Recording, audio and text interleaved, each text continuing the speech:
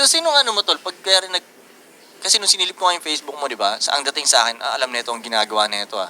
So, ano ba to? Mayroon ka, kumbaga may nagagabay ba sa'yo paano gawin yan? O sarili mo siyang tuklas kung paano gawin yan? Kasi May nakita ka ba? May parang nakitaan para ka sa akin, ba? marunong ka sa branding, eh. Oo.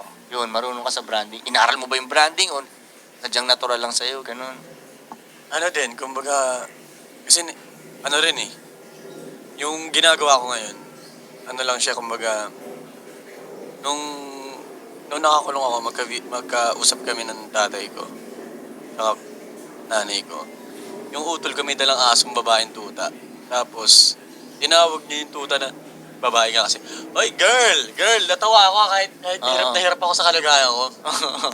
Doon mo narinig yun? Oo, no, sabi ko, paglabas ko, paglaya ko, sabi ko, natawa talaga ako sa girl na yun. Eh, trip na trip ko yung kanta ni 50 Cent na 21 Questions, di ba? Yung girl. Tinatanong niya yung babae, puro may girl, girl. Eh, sabi ko, teka lang, ano girl?